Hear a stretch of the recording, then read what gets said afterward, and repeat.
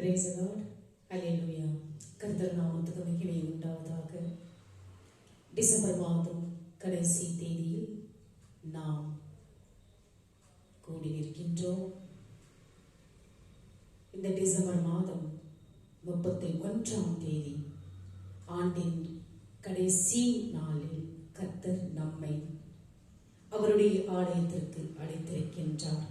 நாம் அனைவரும் ஒன்று கூடி அவருக்கு நாம் நன்றி செலுத்தி நாம் துதிப்போமாக. ஏனென்றால் இந்த 2023ஆம் ஆண்டு ஒவ்வொரு நாளும் 12 மாதங்களாக நம்மை கண்மணி போல் நம்மை அரவணைத்து நம்மை ஒவ்வொரு நாளும் அவர் நம்மை தாங்கி நம் வாழ்க்கையில் நமக்கு என்னென்ன தேவைகளோ அத்தனையும் நமக்கு கொடுத்திருக்கின்றார். அதற்காகவும் நம்மை இம்மட்டும் நம்மை வழிநடத்தி கொண்டு நம்மை வாழ வைத்துக் கொண்டிருக்கும் நம்முடைய கர்த்தருக்கு நாம் நன்றி செலுத்தவும், இன்னமாக நாளை நாம் 2024ஆம் ஆண்டை அடியெடுத்து வைக்கப் போகிறோம். நாம் அந்த புதிய ஆண்டை துவங்க போகும் நாளை நமக்கு கர்த்தர் நம்மை அழைக்க காத்து கொண்டிருக்கின்றார். அதற்காகவும் நாம் அவரை நன்றியோடு ஆராதித்து துதித்து மகிழ்ந்து நாம் அவரை வணங்க வேண்டும். நம் உள்ளத்தில் ஆண்டவரை கூப்பிடும் பொழுது கர்த்தர் நம்மை வழி நடத்துவது மட்டுமல்ல, நம்மளுடைய வாழ்க்கையில் என்னென்ன தேவைகளும் அத்தனையும் நமக்கு கர்த்தர் கொடுக்க போகின்றார். வாழ்நாள் முழுவதும் அவரை நாம் பின்தொடர்ந்து வாழ்வோம் என்றால் நம்மளுடைய வாழ்க்கை பயணம் மிகவும் ஒரு சுவாரஸ்யமான வாழ்க்கையில் நாம் வாழ்வோம். ஏனென்றால் நாம் அனைவரும் அவருடைய பிள்ளைகள், இதை மறுப்பதற்கு ஒன்றுமில்லை. அப்படியாக நாம் அனைவரும் ஆண்டவரை நோக்கி அவருடைய பாதையில் நாம் செல்லும் பொழுது கர்த்தர் உங்கள் தேவைகளும் என்னுடைய தேவைகளும் அவர் சந்திக்க காத்து கொண்டிருக்கின்றார். அப்படியாக நாம் அனைவரும் உள்ளத்தின் ஆழத்திலிருந்து அவரை நாம் முழு மனதோடு தியானிக்க வேண்டும். உற்சாகத்தோடு அவரை நாம் கூப்பிட வேண்டும். மனமகிழ்ச்சியோடு அவரை நாம் ஆராதிக்க வேண்டும். நம்மளுடைய ஜெபத்தின் வழியாகவும் தியானத்தின் வழியாகவும் ஆராதனை வழியாகவும் பாடல்களின் வழியாகவும் அவருடைய வார்த்தையின் வழியாகவும் நமக்கு ஜீவன் உள்ளது, உயிர் உள்ளது. அவருடைய வார்த்தைகளை ஒவ்வொன்றும் நாம் படிக்கும் பொழுது, நம்முடைய நாவினால் உச்சரிக்கும் பொழுது அந்த வார்த்தையில் ஜீவன் இருக்கின்றன, உயிர் இருக்கின்றன. அதனால் தான் கர்த்தர் நம்மை இந்த உலகத்தில் தேர்ந்தெடுத்து இந்த உலகத்தில் படைத்து நம்மை வாழ வைத்துக் கொண்டிருக்கின்றார். அப்படியாக நாம் அனைவரும் அவருக்கு ஒவ்வொரு நாளும் நன்றி கடன் பட்டிருக்க வேண்டும். வாழ்நாள் முழுவதும் அவருக்கு நாம் நன்றி கடன் பட்டிருக்க வேண்டும். இந்த நாளில் நாம் அனைவரும் இந்த கடைசி டிசம்பர் மாதம் கடைசி நாளில் நாம் அனைவரும் ஒன்று கூடி அவரை நாம் உள்ளத்தின் ஆழத்திலிருந்து அவரை நாம் துதிக்க வேண்டும். இந்த கடைசி ஞாயிற்றுக்கிழமையில், இந்த வருடத்தின் கடைசி ஞாயிற்றுக்கிழமையில் நாம் உற்சாகத்தோடு அவரை நாம் துதித்து மகிழ்ந்து நாம் அவரை ஆராதிப்போமாக.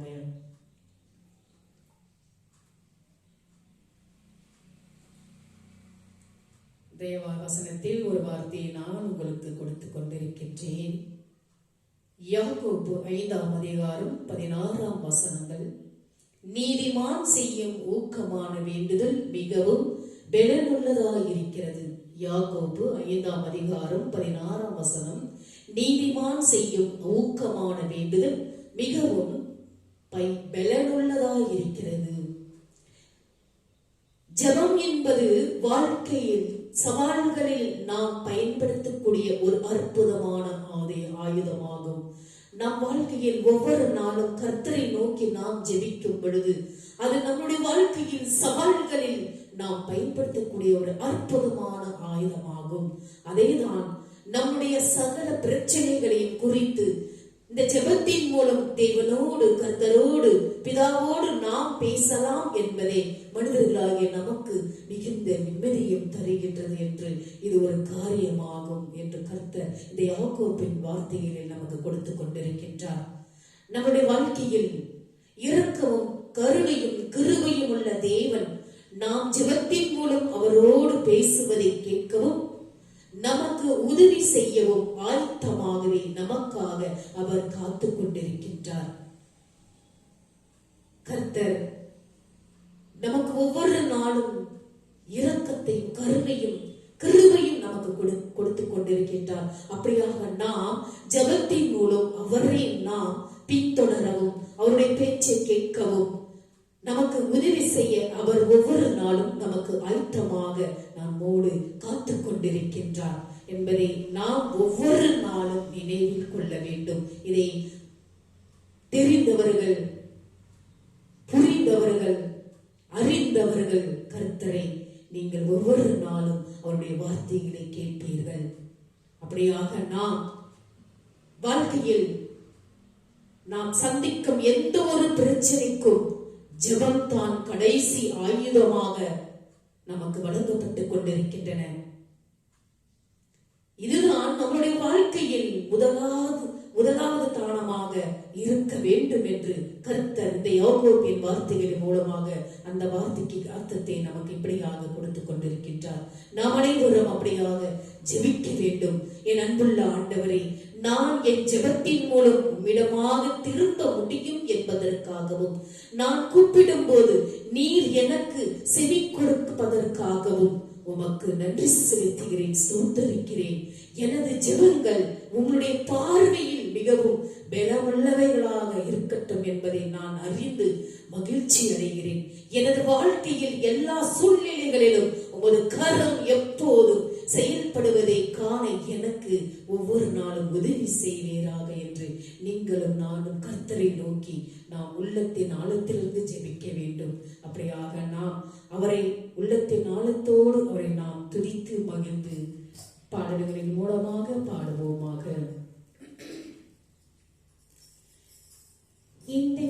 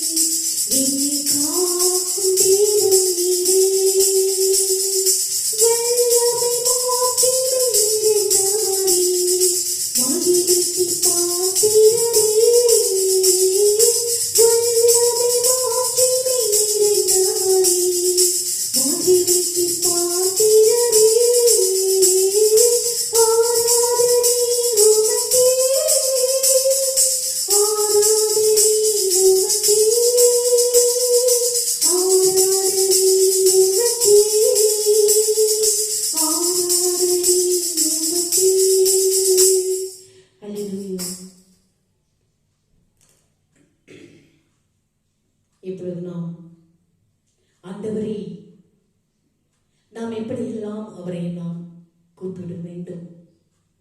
நீங்கள் எந்த வார்த்தையை கொண்டு உச்சரித்து ஆண்டவரை கூப்பிடுகிறீர்களோ அந்த வார்த்தையை கர்த்தர் கேட்பார். நீங்கள் கூப்பிடும் பொழுது தூய்மையான மனதோடு அவரை நோக்கி நீங்கள் கூப்பிட வேண்டும். மன சுத்தத்தோடு அவரை நீங்கள் ஆராதிக்க வேண்டும். மன மகிழ்ச்சியோடு அவரை நீங்கள் தியானிக்க வேண்டும். அப்பொழுதுதான் கர்த்தர் உங்கள் வார்த்தைக்கு அவர் இடம் கொடுப்பார். இன்றைய நாளில் நாம் இந்த வார்த்தைகளை கடந்து செல்வோம். அப்போஸ்தலர் 11ஆம் அதிகாரம் 28ஆம் வசனத்தில் நீங்கள் வாசித்து பாருங்கள். அகபு உரைத்த தீர்க்க தரிசனமும் அதன் நிறைவேறுதலும். அந்நாட்களில் எருசலேமில் சில தீர்க்கதரிசிகள் இருந்தனர். எங்கே? எருசலேமில். அவர்கள் அந்தியோக்கியாவில் உண்டாயிருந்த எழுப்புதலை கேள்விப்பட்டு தங்களுடைய தீர்க்க தரிசன ஊழியத்தினால் அந்தியோக்கியா சபையாருக்கு உதவி செய்யும்படியாக அவர்கள் வந்தார்கள். யார்? இந்த தீர்க்க தரிசிகள் எருசலேமுக்கு ஆண்டவருடைய எழுப்புதல்களை கேள்விப்பட்டு தங்களுடைய தீர்க்க தரிசனத்தின் ஊழியத்தினால் அந்தியோக்கியா முழுவதும் சபையார்களுக்கு அவர்கள் உதவி செய்யும்படியாக அந்த எருசலேம் பட்டணத்திற்கு அவர்கள் வந்தார்கள்.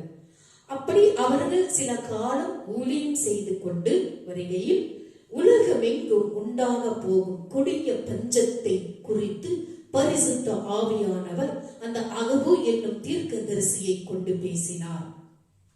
அந்த காலத்தில் அந்த எருசலேம் பட்டணத்தில் கொடிய பஞ்சத்தை குறித்து அவர்கள் கேள்விப்பட்டு பரிசுத்த ஆவியானவர் அந்த அகபு என்னும் தீர்க்க தரிசியை கொண்டு பேசினார். அவர்களில் ஒருவனாகிய அகபு என்பவன் எழுந்து உலகமெங்கும் கொடிய பஞ்சம் உண்டாகும் என்று ஆவியானவராலே அறிவித்தான். அது அப்படியே கிழவதியு ராயனுடைய நாட்களிலே உண்டாயிற்று. அப்போஸ்தலர் 11ஆம் அதிகாரம் 28ஆம் வசனத்தை நீங்கள் வாசிப்பதை நீங்கள் வீட்டில் கேட்டு அந்த வார்த்தையை கேளுங்கள். தீர்க்க தரிசனமானது ஒரு காலத்திலும் மனுஷனுடைய சித்தத்தினாலே உண்டாக்கவில்லை. தீர்க்க தரிசனம் என்பது ஒரு காலத்திலும் மனுஷனுடைய சித்தத்தினாலே உண்டாகவில்லை. தேவனுடைய பரிசுத்த மனுஷர்கள் பரிசுத்த ஆவியானாலே ஏவப்பட்டு பேசினார்கள். 2 பேதுரு 1ஆம் அதிகாரம் 21ஆம் வசனத்தை நீங்கள் வாசித்து பாருங்கள். இன்றும் பரிசுத்த ஆவியானவர் தீர்க்கதரிசிகள் மூலமாகத்தான் பேசிக் கொண்டிருக்கிறார். இந்த நாட்களில் கூட இப்பொழுதும் கூட தீர்க்கதரிசன மனுஷர்களால தன் மூலமாகத்தான் பேசிக் கொண்டிருக்கிறார். அப்பொழுது அவன் என்னை நோக்கி, நீ மறுபடியும் அநேக ஜனங்களையும் ஜாதிகளையும் பாஷைக்காரர்களையும் ராஜாக்களையும் குறித்து தீர்க்க தரிசனம் சொல்ல வேண்டும் என்றான். வெளிப்படுத்தின விசேஷம் 10ஆம் அதிகாரம் 11ஆம் வசனத்தில் நீங்கள் வாசித்து கேட்டு பாருங்கள், படித்து பாருங்கள். தீர்க்கதரிசிகள் இன்றைக்கும் நம் சபைகளில் உண்டு. இந்த காலத்திலும் தீர்க்கதரிசிகள் இருந்து வாழ்ந்து கொண்டிருக்கின்றார்கள். அப்படி அவர்கள் சொல்லுவது அத்தனையும் ஏற்றுக்கொள்ள வேண்டிய அவசியம் இல்லை. ஆராய்ந்து பார்த்து நலமானதை எடுத்துக்கொள்ள வேண்டும். தீர்க்க தரிசனம் தேவ ஆவியானவர் உரைப்பதை,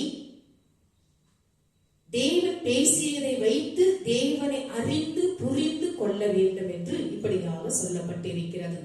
தேவனுடைய உண்மையான தீர்க்கதரிசிகள் நடக்க போவதை தெளிவாக சொன்னார்கள். அது அப்படியே நடந்ததாம். உண்மையான கர்த்தருடைய தீர்க்கதரிசிகள் மறைந்திருந்து தாழ்மையுள்ள தங்களை உயர்த்தாமல் உண்மையும் உத்தமமாய் ஊழியம் செய்கிறார்கள். இந்த உலகத்தில் தீர்க்கதரிசிகள், ஆண்டவருடைய தீர்க்கதரிசிகள் மறைந்திருந்து தாழ்மையுடனும் தங்களை உயர்த்தாமல் தாழ்த்தாமல் உண்மையும் உத்தமமாய் அவர்கள் ஊழியம் செய்து கொண்டிருக்கின்றார்கள். அவர்களை இந்நாட்களில் அடையாளம் கண்டுகொள்வது கடினமாக இருந்தாலும் கூட அவர்கள் நடக்கையினாலே, செய்கையினாலே, கனிகளினாலே அவர்களை அடையாளம் கண்டுகொள்ள வேண்டும்.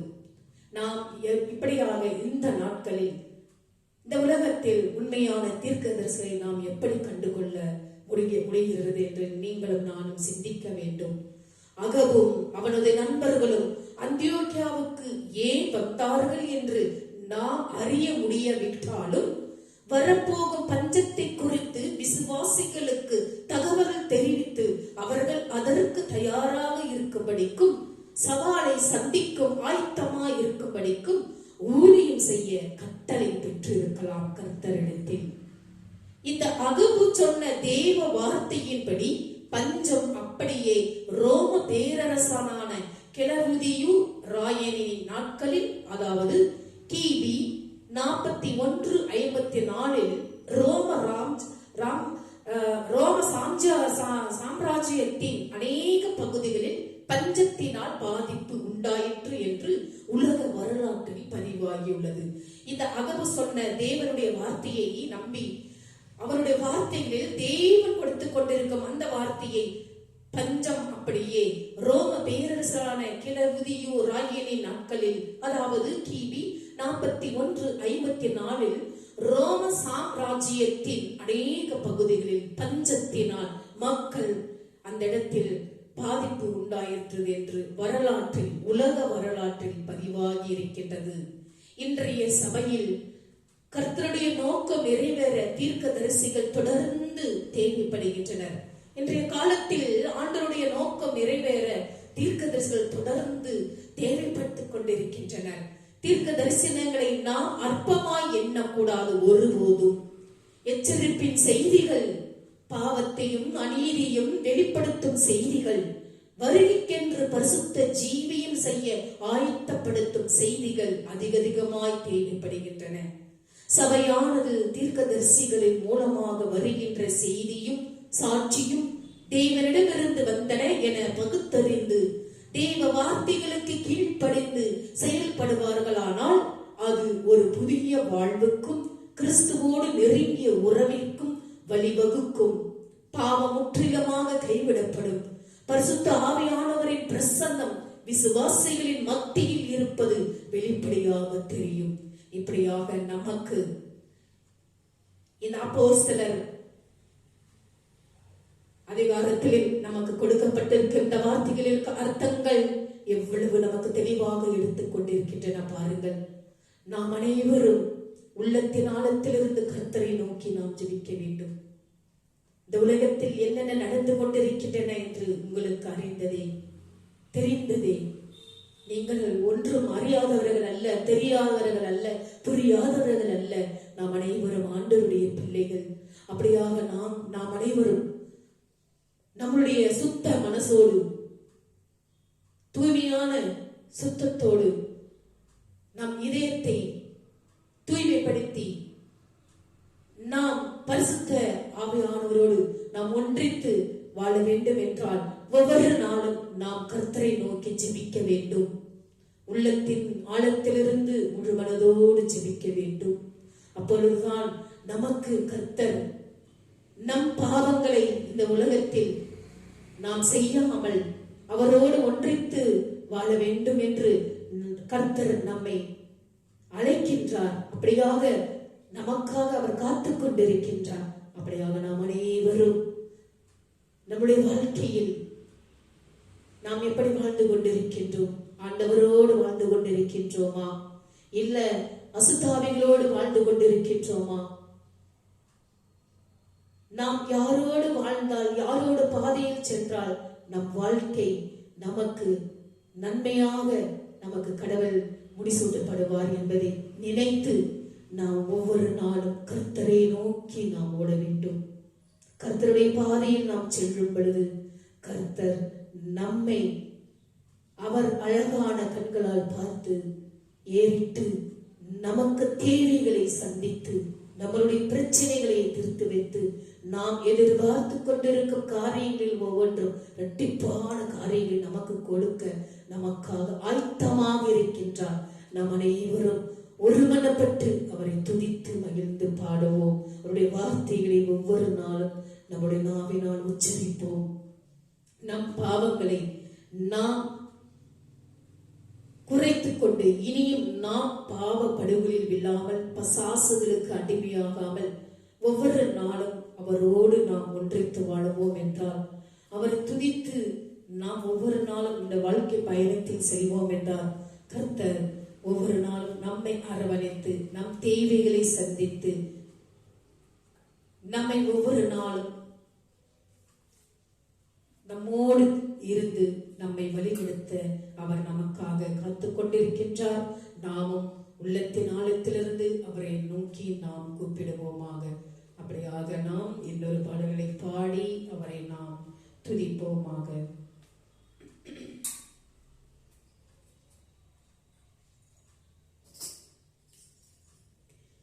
என்னை உண்டாக்கிய என் தேவாதி தேவனவர் தோன்றுவதுமில்லை, அயர்வதுமில்லை. என்னை உண்டாக்கிய என் தேவாதி தேவனவர் தோன்றுவதுமில்லை, அயர்வதுமில்லை. என் மேல் அவர் கண்ணை வைத்து ஆலோசனை சொல்லுவார், சத்தியத்தின் பாதையில் நித்தமும் நடத்துவார். என் மேல் அவர் கண்ணை வைத்து ஆலோசனை சொல்லுவார், சத்தியத்தின் பாதையில் நித்தமும் நடத்துவார். என்னை உண்டாக்கிய என் தேவாதி தேவனவர் தூங்குவதுமில்லை, அயர்வதுமில்லை, தூங்குவதுமில்லை, அயர்வதுமில்லை. தேவரீரே நக்கீரே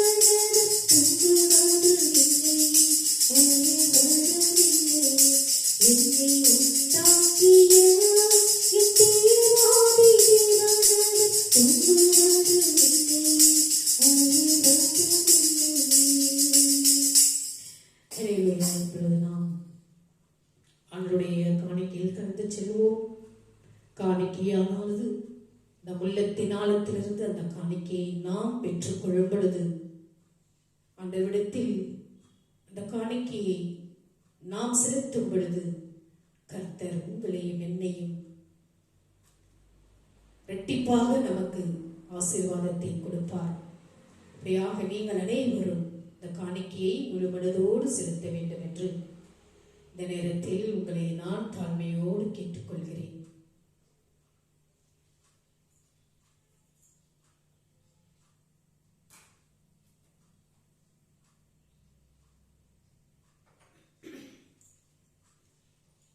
நம் அனைவரும் அவருடைய திருவிருந்தில் நாம் கலந்து கொள்வோம். இந்த திருவிருந்தானது அவருடைய சரீரத்தையும் இரத்தத்தையும் உட்கொள்ளும். நம் அனைவரும் பேர் பெற்றவர்கள். நம்மை முழுவதும் அவருடைய இரத்தத்தால் கழுவி சுத்தப்படுத்தி நம்மை பரிசுத்தப்படுத்துபவர் கர்த்தர் ஒருவரே. அப்படியா இந்த நேரத்தில் நாம் அனைவரும் திருவிருந்தில் கலந்து கொள்வோமாக. இறைவா, இந்த காணிக்கையை ஆசீர்வதித்து புனிதப்படுத்தி ஆவியிலும் உண்மையிலும் உமக்கு உகந்ததாக செய்திருடும். இவ்வாறு உங்களுடைய அன்பு திருமகனும் எங்கள் ஆண்டவருமான இயேசு கிறிஸ்துவின் திரு உடலாகவும் இரத்தமாகவும் இக்காணிக்கை மாறுவதாக. அவர் தாம் பாடுபடுவதற்கு முந்தின நாள் வணக்கத்துக்குரிய தம் திருக்கைகளில் அப்பத்தை எடுத்து வானோக்கி கண்களை உயர்த்தி, எல்லாம் வல்ல இறைவனும் தம் தந்தையுமாகிய உமக்கு நன்றி செலுத்தி வாழ்த்துரைத்து அப்பத்தை பிட்டு தம் சீடர்களுக்கு அளித்து கூறியதாவது: அனைவரும் இதை வாங்கி உண்ணுங்கள், ஏனெனில் இது உங்களுக்காக கையளிக்கப்படும் என் உடல்.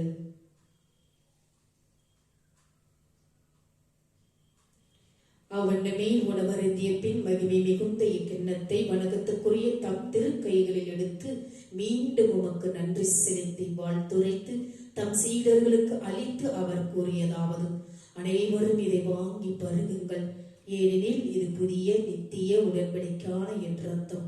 இது பாவ மன்னிப்புக்கென்று உங்களுக்காகவும் எல்லாருக்காகவும் சிந்தப்படும். இதை என் நினைவாக செய்யுங்கள். நம் அனைவரும் ஒருமனப்பட்டு அவருடைய திருவிருந்தில் பங்கு கொள்வோமாக.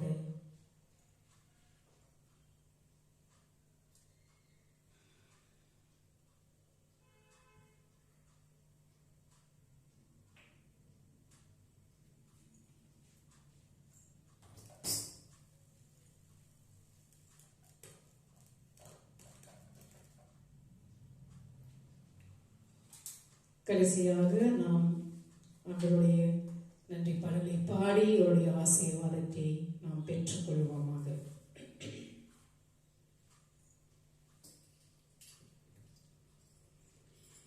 என்னை மறவா இயேசுநாதா, உந்தன் தயவால் என்னை நடத்தும். என்னை மறவா இயேசுநாதா, உந்தன் தயவால் என்னை நடத்தும். வல்ல ஜீவ வாக்குத்தத்தங்கள் வரைந்திருக்கா ஈந்ததாகி ஸ்தோத்திரம். வல்ல ஜீவ வாக்குத்தத்தங்கள் வரைந்திருக்கா ஈந்ததாகி ஸ்தோத்திரம்.